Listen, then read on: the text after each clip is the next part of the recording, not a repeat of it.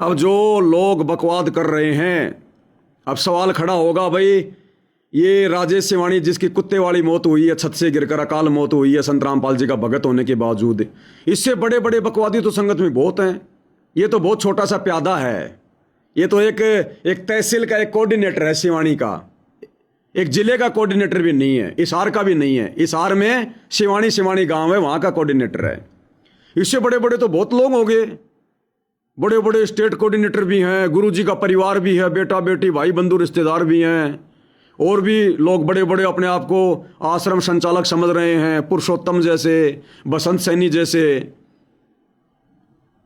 उन्होंने तो इस राज्य से भी बड़ी बड़ी बकवादें कर रखी हैं, तो वो क्यों नहीं मर रहे?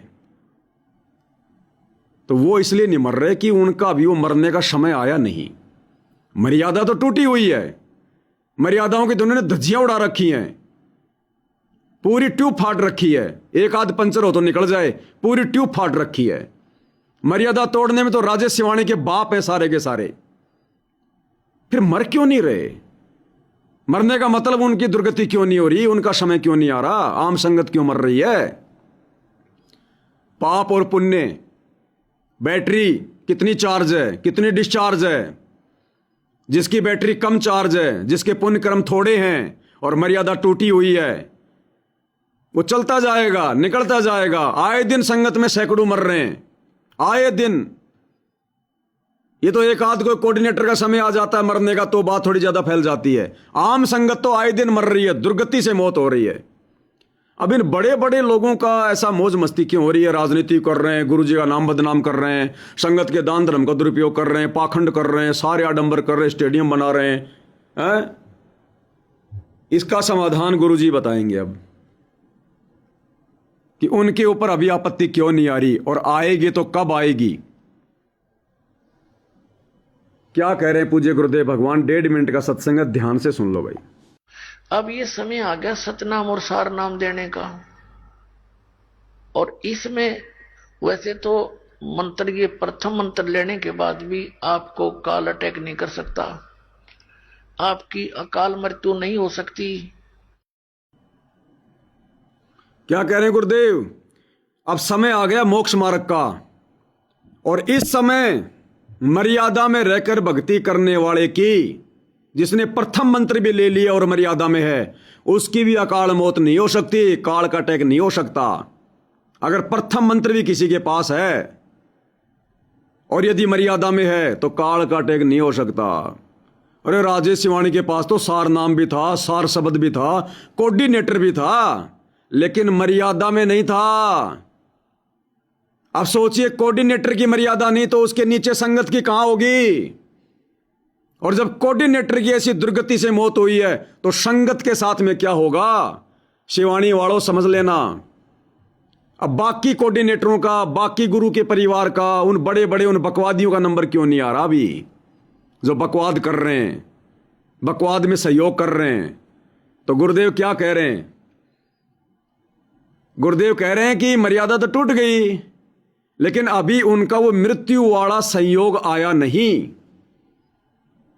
और जब तक नहीं आएगा तब तक कितनी बकवाद करो, चाहे भगत भी बने रहो, और जिस दिन वो समय आ गया उस दिन देखना उनकी दुर्गति।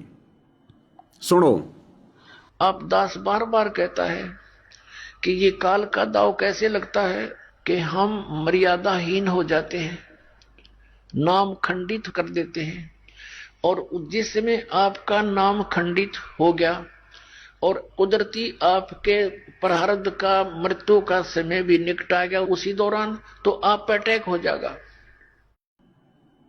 अब सुनो बाकी लोग। कुछ एक ऐसे भक्त हैं जो नाम ले लेते हैं और नाम भी कई बार खंडित कर लिया, और वो अभी तक जीवित है। तो अभी क्या कह रहे हैं गुरुदेव?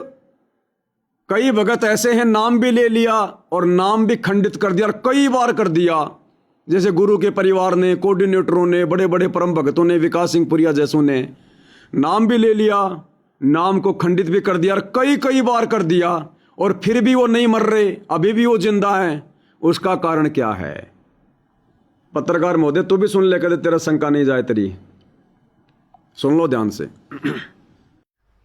कुछ एक ऐसे भक्त हैं जो नाम ले लेते हैं और नाम भी कई बार खंडित कर लिया और वो अभी तक जीवित है, तो अभी उनका वो ठीक का समय ना आया है, वो मृत्यु का समय नहीं होगा, इसलिए दाव लग रहा है। तो पुण्यात्मा, आप जी ने नाम लेने के बाद मर्यादा को सबसे अधिक महत्व देना है। भक्ति से कम भी हो जा लेकिन मर्यादा रहे। क्या कहते हैं गुरुदेव, नाम भी ले लिया, कई कई बार मर्यादा भी खंडित कर दी, अभी भी जी रहे हैं, मौज कर रहे हैं। कह रहे अभी उनका वो ठीक का समय आया नहीं, वो मौत वाला वो समय आया नहीं, अभी आएगा जरूर लेकिन अभी नहीं आया, इसलिए उनका दाव लग रहा है। इसलिए गुरुदेव कह रहे हैं नादानो, भक्ति चाहे थोड़ी कर लो अगर नहीं हो पा रही तो, लेकिन मर्यादा पूरी रखो, मर्यादा। और आश्रम वाले क्या कर रहे हैं, भक्ति सेवा ज्यादा कर रहे हैं, मर्यादा को 0% पे ले आए, 0% पे। बिल्कुल गुरुजी के विधान के विरुद्ध हो रहा है। दिन रात सेवा में लगे हुए हैं, कह रहे सेवा कर रहे हैं, मकान बना रहे हैं, डले ढो रहे हैं, मोटर पाइप बांट रहे हैं, नेताओं की रैलियों में धक्के खा रहे हैं, हम सेवा कर रहे हैं, सेवा कर रहे हैं, दिन रात। मर्यादा 0, भयंकर दुर्गति होगी, भयंकर दुर्गति। मैं बहुत पहले कह चुका हूं, तुम्हारे आड़ोसी पाड़ोसी भी देखेंगे, तुम्हारे रिश्तेदार भी देखेंगे कि हो क्या गया। और ये गुरु के परिवार के साथ में तो बहुत भयंकर बनेगी भाई और बहनों, बहुत भयंकर। सबसे बड़े पापी, सबसे बड़े दोषी संगत को काल का ग्रास बनाने में यदि किसी का हाथ है तो गुरु जी के परिवार का, इन कोऑर्डिनेटरों का, स्टेट कोऑर्डिनेटरों का, विकास सिंह पुरिया जैसों का, बसंत सैनी जैसों का, इस पुरुषोत्तम जैसों का, और जो इनकी उआबाई में जो सहयोग दे रहे हैं उन लोगों का भयंकर अंजाम होगा आने वाले समय में। यह परमात्मा के विधान के अनुसार मैं तुम्हें बता रहा हूं, परमात्मा के विधान के अनुसार। और ये जितने भी ये पत्रकार हैं ना, ये फूकनी ले लेके इन मकानों के वहां चले जाते हैं, ये वाह जी 2 दिन में छत डाल दी, 3 दिन में छत डाल दी, और देखो गुरुजी की बेटी लाग रही डले ढोने, ये बेबे तन्ने के है। ये जितने भी पत्रकार हैं ना, ये अपना जीवन चाहते हो तो साइड पकड़ जाओ, इन काल के दूतों से पीछे हट जाओ। तुम तो भगत भी नहीं हो, तुम्हारी तो कोई मर्यादा सरियादा नहीं है। समय रहते साइड पकड़ जाओ, ये 20-25 हजार रुपए के चक्कर में मत पड़ो। तुम्हारी आंखों के सामने इन बड़े बड़े भक्तों की दुर्गति हो रही है, तुम्हारा क्या होगा? तुम तो ऐसे जाओगे जैसे गधे के सिर से सींग जाते हैं। ये तुम्हारी पत्रकारिता बछड़ में चली जाएगी सारी, घर वाले ढूंढते रह जाएंगे। ये काल तुम्हें ऐसी जगह ले जाके ठोकेगा। तुम्हारी इन झूठी इन पत्रकारिताओं के कारण कितनी संगत भ्रमित हो रही है, पता है तुम्हें? ये बड़ा चढ़ा के जो तुम इनको ये बेगार करने के लिए दिखा रहे हो ना इनको, तुम्हें गुरु के ज्ञान का नहीं पता, तुम्हें कोई मर्यादा का नहीं पता, उनके पंथ का नहीं पता। लड्डू जलेबी बर्फी के चक्कर में, महीने के 20-25 हजार रुपए के चक्कर में जो तुम संगत को गुमराह करने में लगे हो ना, ये झूठ दिखा दिखा के। समय रहते साइड पकड़ जाओ, बता रहा हूं तुम्हें, काल सिर पर बैठा है। तुम्हारी आंखों के सामने बड़े बड़े भक्तों का क्या हाल हो रहा है, कुत्ते वाली मौत, तुम्हारा क्या होगा? गीदड़ भी शर्मा जाएगा। एक आध की तो एक्सीडेंट में पांसली टूट चुकी है। वह एक पत्रकार, वह सारी सृष्टि वासियों को संजय पुनिया का सत साहेब, अरे पांसली टूट गई थी ना तेरी एक्सीडेंट में, अभी भी वो लगा के पट्टा घूमता है, समझ नहीं आ रही तेरे को? सारी सृष्टि का भाई नसीहत दे रहा हूं, अगर समझ में आ जाए तो। घर वालों के भी समझ में नहीं आएगी हो क्या गया, जैसे इन कोऑर्डिनेटरों के घर वालों के समझ में नहीं आ रही, संगत के समझ में नहीं आ रही कि ये भगत क्यों मर गया कुत्ते वाली मौत। बाबा रामपाल तो कहते हैं भगवान है। भगवान है तो क्या सिर पे बैठा के रखेगा? भगवान की भी एक मर्यादा है, नियम है। जबरदस्ती हाथ नहीं देता भगवान किसी के नीचे। बार बार गलती करे तो एक साधारण सा व्यक्ति भी अपने बेटा बेटी को कह देता है भाड़ में जाओ, मरो, मेरे को कोई लेना देना नहीं है। और इन लोगों ने तो मर्यादा तोड़ने में पीएचडी कर रखी है, पीएचडी। मर्यादा तोड़ने में सतलोक आश्रम वालों ने पीएचडी कर रखी है, पीएचडी। पीएचडी कर रखी है मर्यादा तोड़ने में। कितने नाराज हैं सतगुरु रामपाल जी इन लोगों से, कितने नाराज हैं। अरे गुरु किससे नाराज होगा? जो भक्ति विरुद्ध काम करेगा, गुरु जी का वचन तोड़ेगा, मर्यादा तोड़ेगा, बकवाद करेगा। हिसार जेल से क्या कह रहे हैं सतगुरु रामपाल जी, ध्यान से सुन लो। शरण पड़े को गुरु संभाले, जान के बालक। बैटरी डिस्चार्ज हो गई, 2-4 मिनट ये चार्ज हो जाता, आपको दिखा दूंगा गुरुदेव भगवान का सत्संग, जिसमें परमात्मा कितने नाराज हैं इन लोगों से। हिसार जेल में बैठकर गुरु खुद कह रहा है कि तुम कम संभलोगे, कब सुधरोगे, बार बार नाम खंड के आ जाते हो, निकल जाओ, भाग जाओ यहां से। अटका रहा गुरु जेल से इनको कि कोई आवश्यकता नहीं है आने की, बार बार तोड़ के मर्यादा आ जाते हो, तुम भक्ति चाहते हो तुम। अटका रहा गुरु, बुरी तरह से अटका रहा इन आश्रम वालों को, तभी तो मर रही है। नहीं सुधर रहे, नहीं सुधर पाएंगे, इनके संस्कार इतने मजबूत नहीं है। ये तो जिन पर भगवान दया करता है उन्हीं आत्माओं को सद्बुद्धि आती है भाई और बहनों। इसलिए गुरुजी बार बार कहते हैं, बच्चों ये सतभक्ति मार्ग, इस सतभक्ति मार्ग को समझना बच्चों का खेल नहीं है। यहां पीएचडी करना आसान है, सतगुरु रामपाल जी के भक्ति मार्ग को समझना बेहद मुश्किल है, बेहद मुश्किल। आप और हम साथ संगति से जुड़े भाई बहनों का सौभाग्य, जो आप और हम तो गुरुदेव भगवान के आशीर्वाद से ज्ञान को आधार बनाकर मर्यादा में रहकर भक्ति कर ही रहे हैं। साथ में परमात्मा ने हमें कितनी बड़ी सेवा दे रखी है परमार्थ के लिए। असली परमार्थ तो ये है जो हम इन नालायकों को समझा रहे हैं, जो भटक चुके हैं भक्ति मार्ग से। अपने गुरु भाई बहनों को जो भटक चुके हैं, मर्यादा तोड़ चुके हैं, काल के मुंह में जाने की तैयारी में हैं, उनको दिन रात समझाना, यह है वास्तव में परमार्थ। गुरुदेव कहते हैं आत्म प्राण उधार ही, और धर्म नहीं कोई। ये आश्रम वाले कहते हैं हम तो मकान बना रहे हैं, मोटर पाइप बांट रहे हैं, राशन बांट रहे हैं, धर्म कर रहे हैं, धर्म कर रहे हैं। इनको धर्म की परिभाषा का भी नहीं पता। सबसे बड़ा धर्म क्या है? आत्म प्राण उधार ही, धर्म नहीं कोई और। किसी आत्मा के, किसी व्यक्ति की आत्मा का उद्धार करवा दो। और आत्मा का उद्धार कैसे होगा? उसको सतगुरु से जोड़ने से, उसको भक्ति पर लगाने से, सतगुरु की शरण में लाने से, उसको भक्ति पर मर्यादाओं का पाठ पढ़ाकर उसको दृढ़ करने से। तो ये काम तो ये कर नहीं रहे, डले ढोने में लगे हुए, मकान बनाओ, मकान बनाओ। मकान बना के तुम उनको भगत बनाओगे क्या? ये तो चापलूसी हो गई तुम्हारी, गुरु के विधान में तो है नहीं। मोटर पाइप बांट बांट के तुम लोगों को भगत बनाओगे? भगत बनेंगे वो, बना दिए। एक भी सरपंच का नाम बता दे जिसने सरपंची छोड़ के संत रामपाल जी का नाम ले लिया हो, एक का भी बता दो। ऐसे नहीं बनते भगत। सबसे बड़े परमार्थ का कार्य जो वर्तमान में कोई कर रहा है, साथ संगति से जुड़े भाई बहन। परमात्मा ने जिन जिन आत्माओं को सतलोक ले जाने की सोची थी, सन 1994 से 2014 तक अपनी शरण में लिया, बाद में आ रहे वो भी परमात्मा के बच्चे हैं। यानी जो जो शरण में आ रहे हैं, आ गए। अब उनमें से परमात्मा छटनी कर रहा है, केवल इन्हीं में से। बाकी सतलोक के अधिकारी नहीं अब आगे, इन्हीं में से छाटेगा परमात्मा।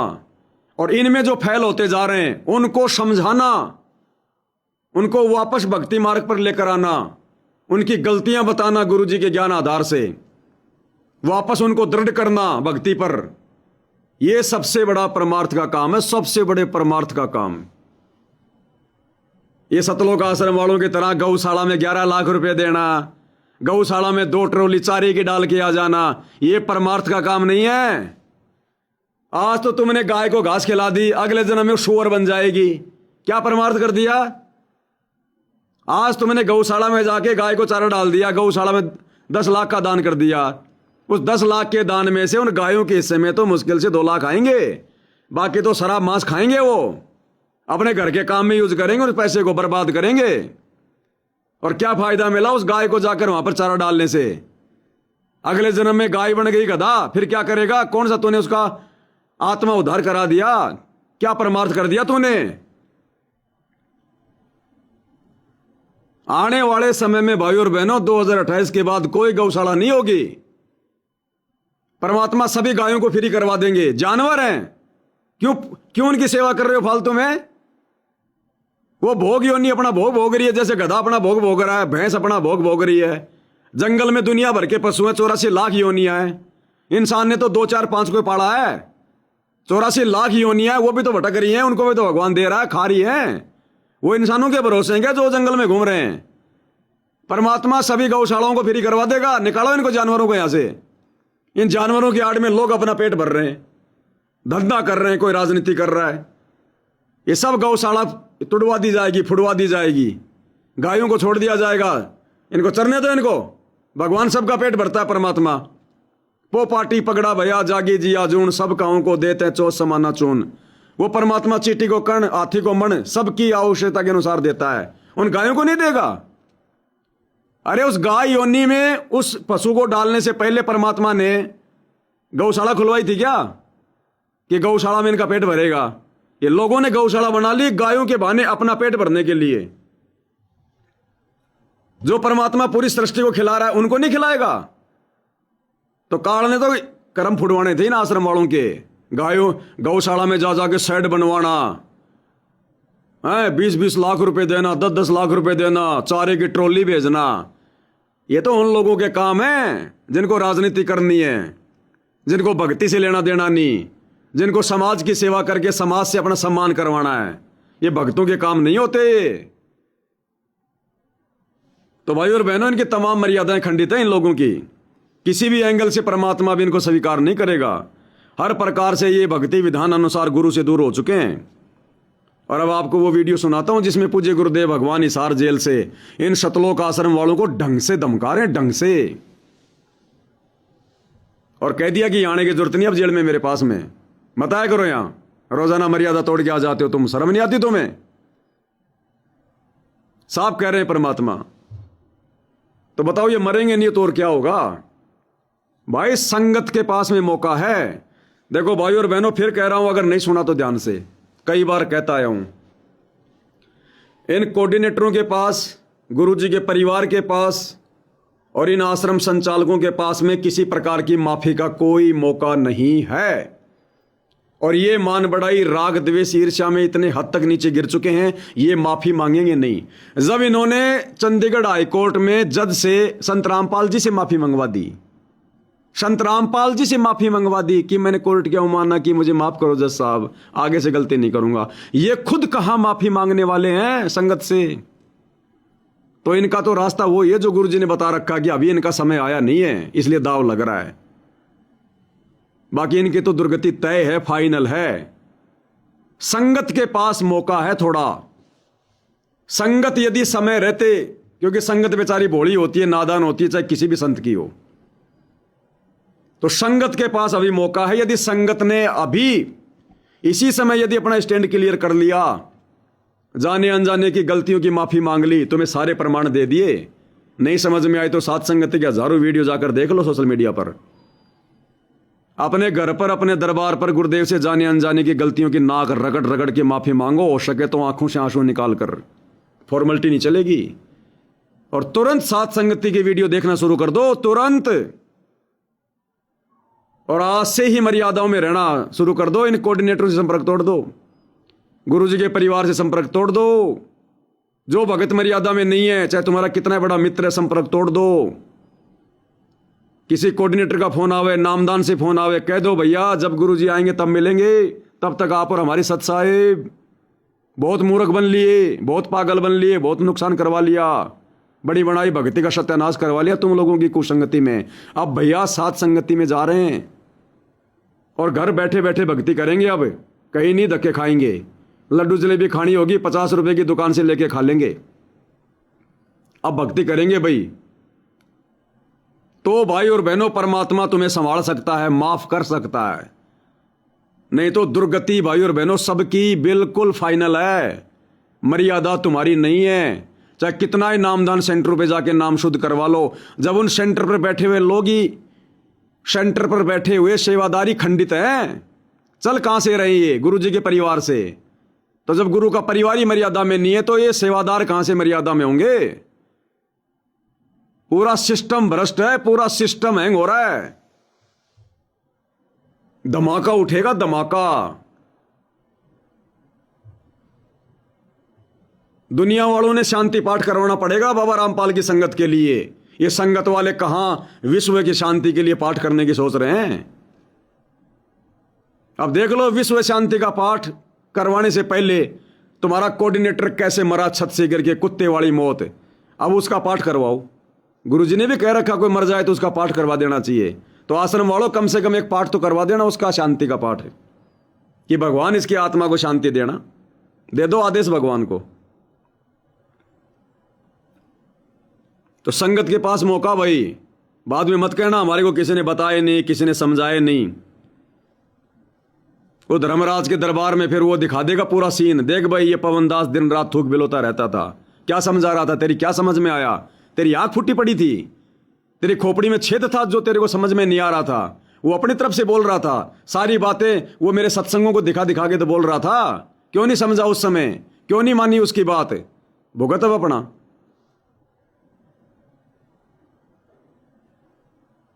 तो भैया इस परिवार से तो गुरुजी बेहद नाराज है। इनकी तो दुर्गति तय है, बस वो समय आना बाकी है। वो कब आवे वो देखना है। हमें तो कोई इंटरेस्ट नहीं है, चाहे भाड़ में जाओ, चाहे कल मरो, आज मरो, ना मरो, हमें कोई लेना देना नहीं है। हम तो भगवान का विधान बता रहे हैं। जिएंगे तो हमें क्या दे देंगे और मरेंगे तो हमारा क्या ले जाएंगे। हम तो केवल समझा रहे हैं, परमात्मा का विधान बता रहे हैं। हमें कोई खुशी नहीं है कि ये मरें। हम तो चाहते हैं, हम क्यों चाहेंगे? हम नहीं चाहते चाहे जिए चाहे मरें, हम किसी की कामना नहीं करते। संगत के पास मौका है, अगर बच सको तो बच लेना, नहीं तो दुर्गति दरवाजे पर खड़ी है सबकी। और गुरुजी किस हद तक नाराज हैं? गुरुजी अपने परिवार से, इन कोऑर्डिनेटरों से, आश्रम संचालकों से किस हद तक नाराज हैं? ये गुरुजी का विशेष संदेश नंबर 69 सुन लेना ध्यान से, अगर नहीं समझ में आ रही हो तो क्या कह रहे हैं। कहते सन पड़े को गुरु संभाले जान के बालक बोला। गुरु का रोल इतना गजब का है इसके अंदर। और कहे कभी तुम संचित रखो जो सोई बटोरा। अनजान बालक पारने में लेटा लेटा टट्टी पेशाब कर लेता है, सारे कपड़े भी, हाथ भी, पैर भी खराब कर लेता है। लेकिन माँ है, गुरु माँ है, उसको पता बालक के सिर्फ गलती होगी, साड़ा होकर ना करे ये गलतियां। उसने धोएगी, नहावेगी, कपड़े धोएगी, दूध पियावेगी, लाड करेगी, उसने बूंदा थोड़ा लगे। ऐसे ही तुमने कितने पाप कर लिए, कितनी गलती होगी पता है, काल ने करा रखी। पहले नाम लेने से पहले चाहे हमने कितनी भी बड़ी बड़ी गलती कर रखी है, मालिक ने माफ कर दिया। हम अनजान थे, नादान थे, बालक थे। अब समझदार हो गए, जब से गुरु का नाम मिला, गुरु का ज्ञान मिला, अब हम समझदार हो गए, बालक नहीं है। अब समझदार हो के यदि गलती करेगा तो फिर क्या होगा? क्या कह रहे हैं गुरु जी? तो सत्संग रूपी जल से आपको मान धोकर साफ किया जाता है। और बड्डा होकर कोई बकवाद करे, फिर टट्टी कपड़ा भरे तो जूते ला गया करे, वो क्या ले फिर? अब इतना ज्ञान समझ गया, तुम रोज नाम खंडित करके रखो। तुम भक्ति नहीं चाहते, बकवाद करो, कर लो फिर अपनी, जाओ, जाने की जरूरत नहीं है। इतना समझा दिया, ये असंग जन्म हो गए, तुमने ये गंदे कर्म करता ना। अब भी वही भावना बनी रही तो फिर के खाद सत्संग सुनकर क्या भक्ति करोगे? या फिर डर नहीं बना तुम्हारे को? इतना भय हो जाना चाहिए। फूक फूक कदम रखो, जैसे माता गर्भ को रखे तंगला, और ठेस लगे थे नाश हो जा, छन हो जा, ऐसे भक्ति नशा। समझदार के लिए काफी है ये सत्संग सतगुरु रामपाल जी भगवान का। किस हद तक गुरुजी नाराज हैं, उनकी आत्मा को किस हद तक ठेस पहुंचाई जा रही है। खून के आंसू रो रहे हैं गुरुजी। उनको दिख रहा है कि नालायक नरक में जाएंगे, गधे बनेंगे ये, इतना ज्ञान लेने के बाद भी, भगवान मिलने के बाद भी। और अनंत युगों तक नहीं संभालेगा फिर परमात्मा, अनंत युगों तक। तो गुरुजी के परिवार के पास मौका नहीं है, कोऑर्डिनेटरों के पास मौका नहीं है, आश्रम संचालकों के पास मौका नहीं है। जितने भी बड़े बड़े मायाधारी मस्करे भगत हैं जो उआबाई बक रहे हैं, संगत को गुमराह कर रहे हैं, गुरुजी के परिवार की चापलूसी कर रहे हैं, मौका नहीं है। तुम लोग मुख्य दोषी हो संगत की मर्यादा तुड़वाने में, तुम्हारे पाप का घड़ा जल्दी भरेगा। संगत के पास मौका है, संगत नादान है, बेचारी भोली है। लोगों ने ऐसे ही फायदा उठाया संगत का। इसलिए संगत यदि अभी भी आंख खोल ले, अपने गुरुजी से माफी मांग ले कि शरण पड़े को गुरु संभाले, जान के बालक बोला रे। और यदि सात संगति से जुड़ जाओ, सात संगति से जुड़ने का मतलब हमारा कोई आश्रम नहीं है, कोई नामदान केंद्र नहीं है, हमारे नामखंड नहीं होते, क्योंकि हम मर्यादा नहीं तोड़ते। ना यहाँ कोई आपका आधार कार्ड लेते, ना कोई फार्म भरवाते, कुछ नहीं। जैसे हम लोग अपने गुरु जी को परमात्मा मान के, परमात्मा कैसे माना? सात संगति की वीडियो देख के। आप लोगों ने भी देखने पड़ेंगे, Facebook page Pawan Das is live देखने पड़ेंगे भाई। अपने गुरु को परमात्मा मानो, अपने घर को आश्रम बनाओ, परमात्मा का दरबार लगाओ। वो दाढ़ी मूछ वाली वो कबीर की नकली फोटो फेंक दो, उसको चाहे फाड़ो चाहे कोई मर्जी करो, कोई मतलब नहीं, कागज का टुकड़ा है। गरीबदास जी की फोटो, दादा गुरु की फोटो, पंडित चिदानंद जी की फोटो, कोई फोटो नहीं। केवल अपने गुरु जी की सिंगल फोटो रखो। एक के सादे सब सदे, सब सादे सब जाए, माली सींचे मूल को फले फूले गाए। गुरु और परमात्मा को जो दो मान के चलेगा वो कुत्ते की योनि में जाता है। गुरु गोविंद दो नहीं भाई, जब तक दो मानोगे दो जग में जाए, नरक में जाएगा भगत। और जैसे सत्सेवक भाई बहन 5 दीपक वाली थाल के साथ आरती कर रहे हैं, अपने भगवान की आरती करो। विधान है, पहली आरती हर दरबारे, तेज पुंज जहां प्राण उधारे, पाती पंच पोप कर पूजा, देव निरंजन और न दूजा। ये परमात्मा संध्या आरती की शुरुआत में पहली चौपाई में कह रहे हैं। पत्थरों की आरती उतारा करते थे, भगवान की नहीं उतारोगे, लेकिन उतारोगे जब गुरु को भगवान मानोगे। भोग लगाओ अपने गुरुदेव भगवान को अपने घर पर भोग की आरती के साथ। भोग की आरती नित्य नियम की पुस्तक में लिखी हुई है। संध्या आरती के बाद में छोटी भोग की आरती, बड़ी भोग की आरती, उसके बाद भोग लगाने की विधि। मोको कहां ढूंढे रे बंदे, मैं तो तेरे पास में, यहां से शुरू होती है। और लास्ट कहां होगा? आज लग्या साहिब को भोग दीन के टुकड़े पानी का। लगाना शुरू करो भोग परमात्मा जी को, भगवान आया हुआ है। कब पहचानोगे नादानो? और सात संगति की वीडियो देखो, मर्यादा मत तोड़ो, संपर्क तोड़ दो इन आश्रम वालों से, काल के दूतों से हमारा कोई लेना देना नहीं। पीट करके भी मत सो इधर, फिर देखो परमात्मा कैसे नहीं दया करेगा। अरे जब उसके विधान में आ जाएंगे, जब गाड़ी वापस रोड पे आएगी तो आराम से चलेगी। आश्रम वालों ने तुम्हारी गाड़ी नदी नालों में ठोक रखी है, ब्रेकर ही ब्रेक कर रहे हैं। तुम गुरु गुरु कर रहे हो, सोच रहे हो चल रही है गाड़ी, और मर जाओगे फिर ऐसे ही। और मर रहे हो, बड़े बड़े मर रहे हैं। तो संगत वालों के पास मौका है सुधरने का। बाकी भाई कहते ना गई भैंस पानी में। बाकी तुम्हारा काम खराब हो लिया तगड़ा वाला, बता रहा हूं तुम्हें। शौपन में भी माफी नहीं है, शौपन में भी परमात्मा इतना नाराज है। आश्रम वालों से परमात्मा इतना नाराज है, चाहे भगत हो चाहे गुरु का परिवार है। अगर समय रहते नहीं माने, नहीं सुधरे, माफी नहीं है शौपन में भी। दुर्गति दुर्गति है, ध्यान रख लेना। फार्म भर दिए तो मैंने तगड़े वाले।